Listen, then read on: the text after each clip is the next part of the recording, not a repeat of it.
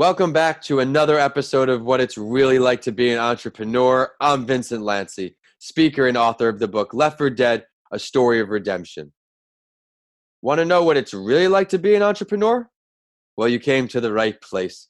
Whether you're already an entrepreneur, are looking to start your journey tomorrow, or just someone who needs a little extra motivation to get through the day, this is the perfect podcast for you. This is the place where you will learn exactly what it's like in the world of entrepreneurship and hear authentic stories of entrepreneurs grinding on each episode. My goal for this podcast is to help you realize that giving up is never an option. If you missed the last episode, be sure to download it after you tune in today. Before I introduce my guest, I'll share another entrepreneurial story to inspire you all. For today's episode, I will introduce the entrepreneurial journey of Maria Merce Martin. Maria Merce Martin had always had ambitions of becoming the owner of a large enterprise. She began getting very frustrated with the challenging odds of being involved in a male-dominated society while living in Venezuela. Once Chavez became president, she immigrated to the United States, left everything behind, and started this new life to follow her dreams. Her computer engineering degree had put her in direct competition with the native male applicants in the workplace, but she had bigger dreams, bigger visions than just using her degree in the first step of the workplace. She says that focusing on her goals had been the catalyst in achieving her accomplishments, and she added that she also likes to silence the naysayers with her results. These two things fueled her to accomplish great things. What she accomplished? She's the founder of Alchimie Consulting, which at the time this article was written, grosses $12 million in sales annually. I'll end this right up with a quote to inspire you all just a bit more before I introduce today's guest, where Maria was quoted saying in the article, "I had all the odds against me. I was in a male-dominated profession, a young mother with another on the way, and a dream. As an entrepreneur, you have to stay focused no matter what and silence the doubts with results." Hey, Ada, what'd you like best about this story? Hey, Vincent. I love this quote, silence the doubt with results. It is so powerful. I'm going to put it on a post-it and I think stick it to my mirror. It's something that I have so frequently thought, although maybe not put in those such eloquent words, while building my brand Alchimie Forever. It's about action. And as you said in your introduction, it's about never giving up. And I think those words, silence the doubt with results, are just super powerful. Absolutely. Well, that voice you all just heard, that's the sound of today's guest. My guest on the show today is somebody I met through networking, as she was a referral from someone on my other podcast series, A Mental Health Break with Vincent A. Lanci. My guest has a distinguished educational background that includes magna cum laude, Bachelor of Arts in Political Science and Art History at Harvard University, followed by an MBA from Georgetown University. In 2004, Ada Polla set out to launch her family's Swiss-based skincare line in the United States. Today, the brand boasts global visibility and distribution thanks to her focus and determination, which have yielded double-digit annual growth and garnered her several press-worthy opportunities to communicate her family's knowledge and passion for the science of anti-aging skincare. She was featured on the cover of Business Week Small Biz and was one of the top 5 finalists nominated for Emerging Entrepreneur of the Year by Entrepreneur Magazine. In 2011, the Network for Teaching Entrepreneurship presented her with the Homegrown Entrepreneur Award. So allow me to please introduce Ada Polla. Ada, thanks for coming on the show today. Thanks so much for having me. This is such a wonderful opportunity, and I will confess it's my first podcast ever, so be gentle, please. But I'm so excited to be here. Thank you. I'm sure you're going to do great. It's my pleasure to have you on. Would you mind please introducing yourself to our listeners today and previewing your story just a bit without giving too much away of the entrepreneurial journey? Sure. So I was born and raised in Geneva in Switzerland. And to give you a sense of my family, which I think shaped a lot of what I am, who I am and what I'm doing, I'm the eldest of 4 sisters. And my parents are both medical doctors and entrepreneurs in their own ways. Now, you may be wondering why I don't have such a huge French accent having grown up in Geneva, Switzerland. It's because I actually left Switzerland when I was 17. in the late summer of 95 to come to college to the US. And, you embarrassed me with my educational accolades. But I had lived in Boston, Massachusetts for 2 years when I was a child. Because of my parents' medical career, we lived there from 84 to 86. And those were my favorite childhood years. And I always wanted to come back to the US. So I did. I came back for college, and, my parents put me on a plane in August of 95 and said, see you at Christmas. And I came to the US and I started college here. And I think that, has shaped my fierce sense of independence, and also my belief, because my parents thought this was totally normal and the thing to do. And they thought and knew that I would be fine just, crossing the ocean, going to a different country and figuring out my dorm situation on my own, and the belief that I could do anything and that I would be fine. So again, without going too much into Alchimie Forever, that gives you a little bit of a sense of how I got to be here today. Well, I'm excited to learn all about it, and I know everybody listening on will too. But it's time for the big five here, Ada, and on each episode, my guest and I will go over these 5 questions to help you, the listeners, learn what it's really like to be an entrepreneur. You ready to go? I am ready. I love your big 5. Let's do it. When did you realize that you weren't happy with what you were doing, or that you needed just some kind of change to truly start this entrepreneurial journey? Please walk us through your story. Yes. And, this is such a smart question. I thought about it a lot, and it's hard for me to pinpoint a single moment in time, really. I think the journey is, started when I came to the US for college. But to be more specific, I graduated college in 1999. And back then, I'm really dating myself here, but anyway, at least I have good anti-aging skincare, so that's good. But at that time, it was really all about investment banking and consulting. I mean, you went to college, you graduated, and you followed one of those 2 paths. And so I chose consulting, and I worked in management consulting for a international firm that had offices in Boston, but then was asked to go to their headquarters, which was in Barcelona, Spain. And I was, super excited. So I worked there, and I was making good money. I was contributing to international consulting projects. I was learning quite a bit. I was working with fun people. But at one point, after about a year and a half, I just thought, this is not quite feeling right. I didn't feel like I was building anything. In consulting, you're asked to go, you're tasked with a project, you have a lot of research and analysis to do, you present your findings, and then you leave, and you hope that the people you presented your findings will do something with them. But I never got to see what this work yielded. And then I also really disliked the corporate politics. So I did a lot of soul searching and thought, my family is kind of in the beauty business. My father has a medical spa in Switzerland. He was the pioneer he's a dermatologist, and he was a pioneer in bringing laser technology to Europe from his couple of years in Boston in the mid 80s. And I thought that seems kind of like a fun industry. So why don't I go into the medical device business? And so I worked for a laser manufacturing company. And I think that's when I kind of, not thinking I'm going to get into the family business, but maybe even unconsciously, I thought the beauty business is fun, and this was kind of my path. And so I worked for this laser manufacturing company for a couple of years as a product manager. I did really well, and then I got super bored. And that is when I decided I needed to do something that was more challenging. So at that time, my father had a couple products that he had created with a friend of his who was a pharmacist, and he was giving them away to his patients in Switzerland. And I thought, well, this, maybe this could be something, be a real brand, and maybe we could package them in something other than these homemade white jars and sell them first of all, and then bring them, beyond our patients in my father's dermatology practice in Switzerland.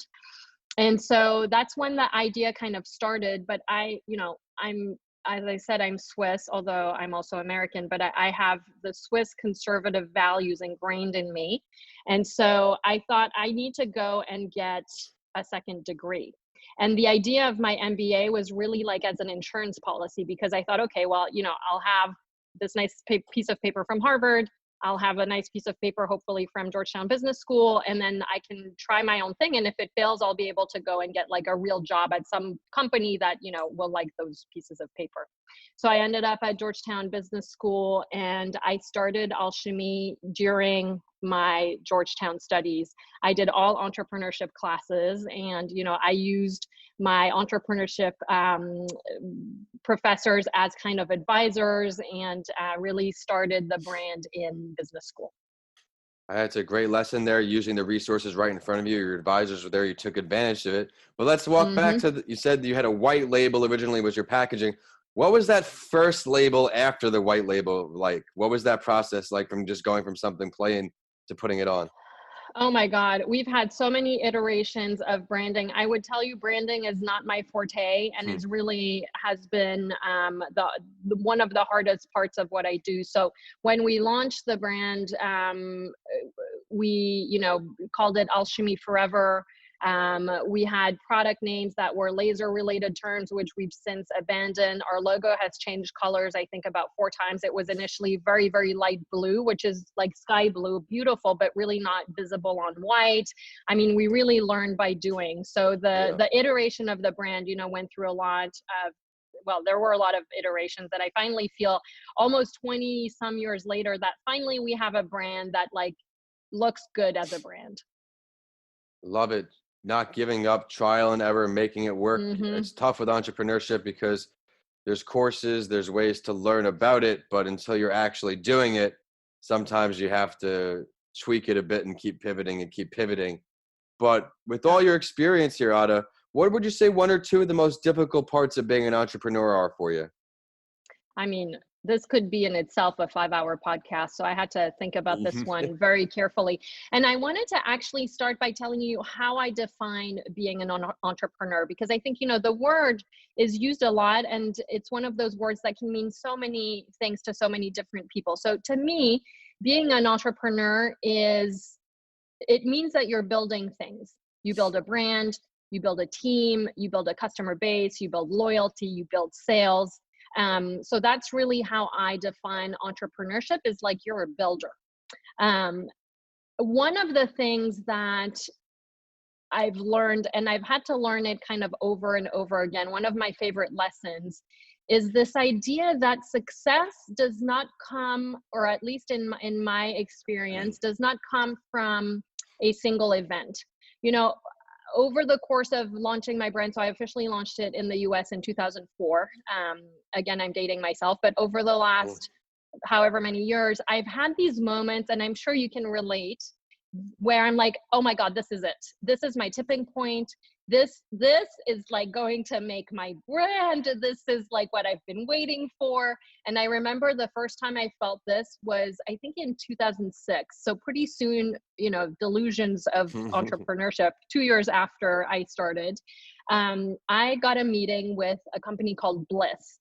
It was a brand, a product brand, but they also had a catalog for products. And back then, if you were in the Bliss catalog as a brand, you kind of like had made it.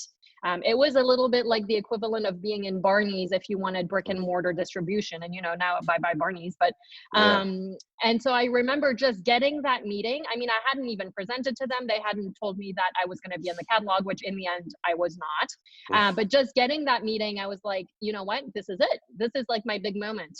And those moments, and I've had many moments since that have felt that way. And I've had to learn that those moments are special because they are part of that building process, but it is not one thing or one event or one moment that will make my brand successful. It's a lot of these small successes over and over again, built on top of each other.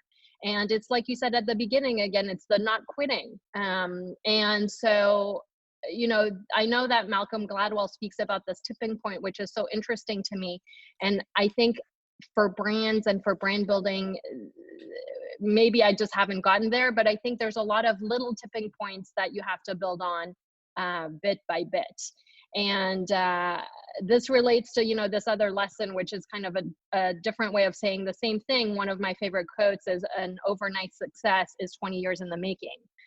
So this idea that you have to be patient as an entrepreneur, that you have to be able to, you know, take the little moments that you think everything's going to work out fine, but also you have the moments where you think this is never going to go anywhere and I want to quit, and being resilient and perseverant and just sticking it out and keep going one foot at a time, one day at a time, repeat again and again and again. I think that's the most invaluable lesson that I've learned. And again, over and over again, I've learned it. I think this is a wonderful segue into number 3 of the big 5. You gave us a great preview here.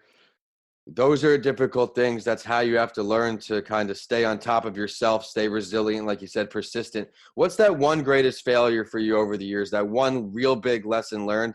And what did it teach you? Why is it still stuck with you all the way to today? Oh my God. Again, I could go on and on. So I think one of my biggest lessons has been to take people's input and advice and help, but also know in my gut to trust myself when I disagree or when I don't think it's applicable. Mhm. You know, it's like you said, when I was in business school, I wanted to take advantage of all of these resources. I love to have people give me input and give me advice and say, you should do this and this. I mean, this is part of how I learn. I've not had another entrepreneurial career. I've not run another brand before. But at the same time, I have to balance that with what I know in my heart and in my gut and in my brain is right for the brand. And one specific example, which goes into, a kind of second lesson that I learned, is this Please, yeah. idea of profits versus growth. We're a small brand and I've been doing this for many, many years. And I've had many investment bankers and financial people kind of laugh at our size after, 15 plus years and like saying, well, I could build a brand your size in about a month and a half. And why are you still doing this? And I know it comes from a positive place. But I build a brand that's profitable, that we own, my family and I, without external funding, without investment banking, without private equity. And I am so grateful that I stuck to knowing that that was what I needed to do, especially during these crazy times. We're speaking in quarantine during this COVID-19 pandemic.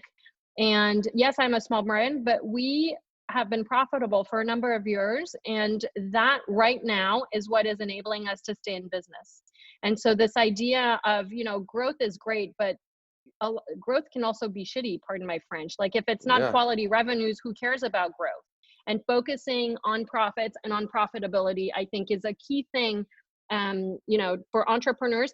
And that's, again, what was right for my brand. For you, you may want to focus on growth, but this is a conversation that you have to have with yourself when you launch your brand to know, this is also part of knowing what's your exit strategy. So to know the end at the beginning, and then that will impact how you build your business. And this dichotomy between profitability and growth is one of the biggest things that I've learned along the way.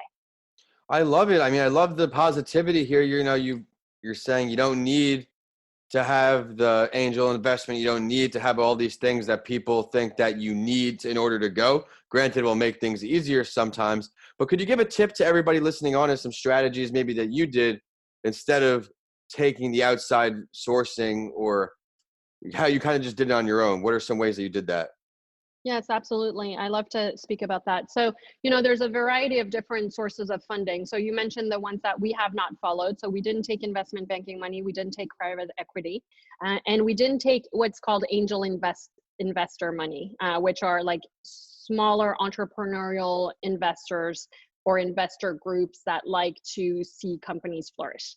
The way that we built Alchimie is with some of my father's money was the seed capital. And I realized that, I'm in a very privileged position to have been able to benefit from that. But that was kind of the equivalent of, let's say, life savings, which some of us entrepreneurs have. And then I took out a lot of bank loans and lines of credit. So I built the company on debt instead of on equity. And during those times, like I had to lead Alchimie through the 2008-2009 financial crisis. I thought I was done with crises, but during that time, which was so challenging, we took on some credit card debt as well. That's a very expensive form of financing, but it's also very easy in the sense that all you have to do to get it is have good credit, and then you have to pay, your monthly payments. Yeah. So we've obviously had a chance to pay that down. But those are the not sexy, but very, very kind of nitty gritty sources of funding that we've used to build our brand. And it's also partly why we've had to grow slowly. We haven't had, the capital to make big, expensive mistakes or to make big, expensive wow things. We've had to build it one product sale at a time. So it's really more the grind than, the sex appeal of 500% growth from year one and lots of private equity capital. But that's the path that was right for me and for my family and for my brand. Well, I think you're touching on a lot of great points as far as growing, but sometimes the way you grow is growth through knowledge, growth through learning. If you could choose to have a conversation and learn here, Ada, from any entrepreneur, dead or alive, who would it be? I have two that I couldn't decide between. Is that okay? Yes, let's hear it, but we got to hear why also. Yes. So number one is, and please do not judge, is Bill Belichick, who is the yeah, we spoke about that. I mean, yes, for those of you who don't know, he is the coach of the Patriots, the New England Patriots football team. And I, as a Swiss citizen, I am a diehard football fan, and I was a Patriots fan, from my days in Boston, for the record, before Tom Brady was the quarterback. And Bill Belichick fascinates me, like what goes on in his head, how he watches other teams play and then adjust the strategies during the games, how he always has the kind of classic foundation, but also some surprising kind of tricks up his sleeve, how he does things unexpectedly, but builds on like the core methodology of football. It really fascinates me. Also how he drafts, one of the things you talk about when you build a brand or any business is how to pick your team members. I mean, that has been one of the hardest things that I've had to do, is figure out who's right for the team as we've grown. And so I would love to talk with Bill Belichick about like how he picks his players. Some of them are so not obvious.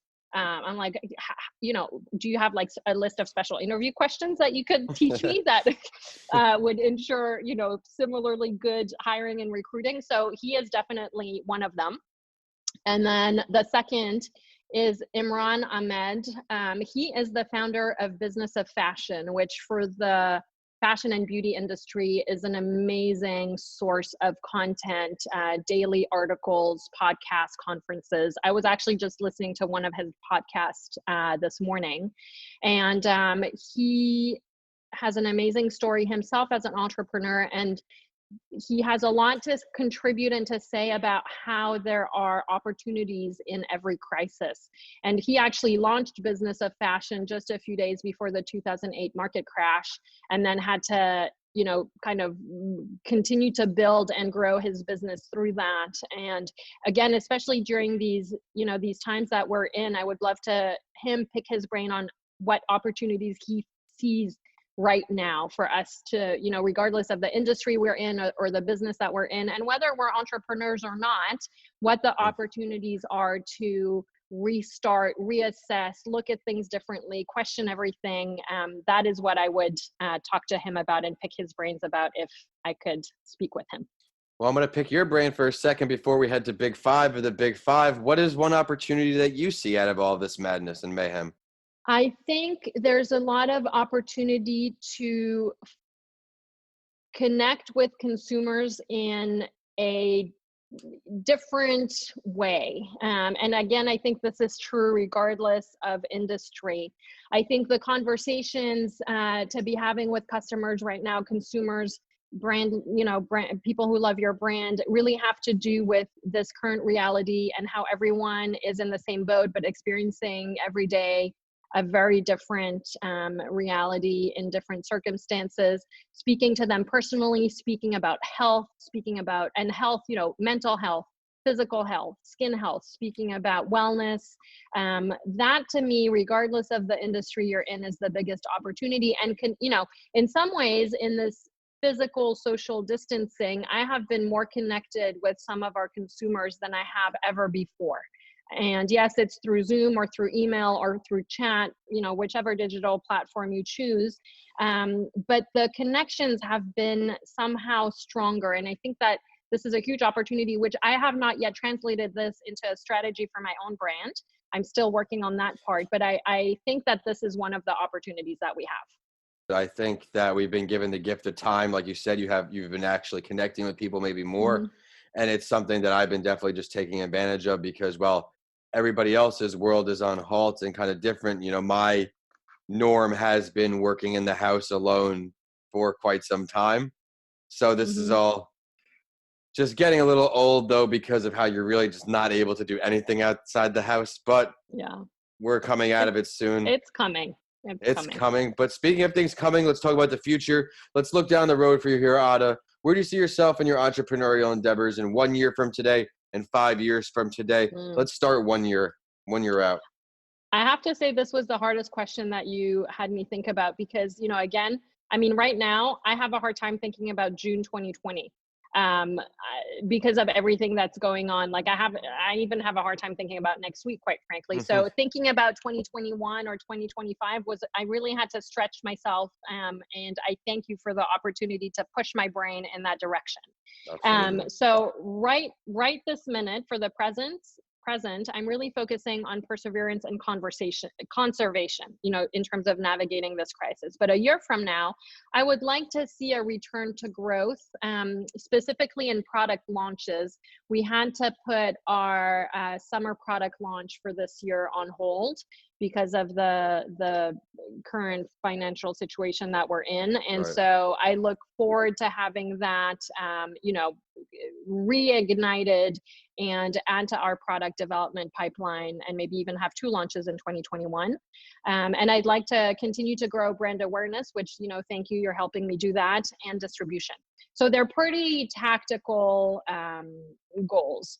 Now, 5 years from now, I would like to be able to, bring the story of my entrepreneurial journey and the Alchimie Forever brand to more people in a bigger way.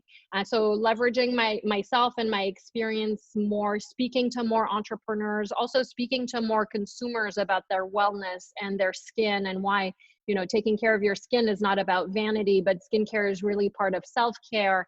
And looking good impacts how you feel, and it also impacts how you act and kind of the version of yourself that you present to the world. And so being able to spend more time speaking, maybe even writing a book or a TED Talk, like those are my really big, big goals that always go back to my brand and to bringing my products and bringing that brand to people, but through my experience. That would be where I would like to see myself in 2025. Well, I'm looking forward to seeing all the great things you're going to continue to accomplish. So thank you so much, Ada, for coming on the show today. I know our listeners are going to see all the value in your episode. I enjoyed how you were honest in the beginning. Well, you said even though you had these degrees, and I look at it the same, that's how I relate with you, where the office 9 to 5 just wasn't for me. And it's for other people, which is fine. But you able to have the perseverance, the courage to just keep going, build this brand up in now 2004, over 15 years in business. I think that's truly remarkable. But it's time for the last word here, Ada. Is there something that you would like to share with everybody listening on that we didn't get to touch on yet today? I would just like to encourage everyone who has a dream to do something about it every day. Little, even if it's a little thing. I think entrepreneurship is such a beautiful thing. And if you have a dream, get up and do something to act on that dream. Dreams are great, and I dream a lot, but actions, to go back to the very beginning,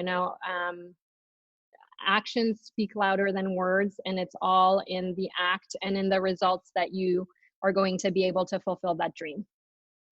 Very, very inspiring. Would you mind please sharing your social media website, your ways for our listeners to follow these endeavors, follow your brands, all your professional activity? With pleasure. So I write a blog. It's adamantaboutbeauty.com. And then my personal social media is all my name. So at Ada Polla, ADAPOLLA. And then to follow Alchimie, it's our brand name. So at Alchimie Forever. And that's a tricky spelling, but you'll be able to find it online. Great. Well, thank you for joining us again. Be sure to check out all that social media and websites. And be sure to check out the show on whichever platform you like to use. We're at What's It Really Like to Be an Entrepreneur on LinkedIn, your favorite morning podcast, Instagram and Facebook, and Podcasts by Lanci on Twitter. Of course, my handles are at Vincent A. Lanci on all social media and YouTube, and my website is vincentalanci.com. If you check out my books, DM me. I want to hear what you think. We have Left for Dead, A Story of Redemption, and How to Transform Your Mindset When the Norm Has Changed, both on Amazon. And if you enjoyed today's episode, please continue listening and rate What It's Really Like to Be an Entrepreneur 5 stars. I work hard to find value delivering stories for you on each episode. And as always, I will end the show with a quote that inspired me and know it will for you too. And this one is from Maria Mentz Martin, the Spotlight story from earlier today. And she said in creating something from nothing that it's possible because she started from scratch with a computer engineering degree and a vision. Thanks for listening, and I'll see you all in the next episode of What It's Really Like to Be an Entrepreneur.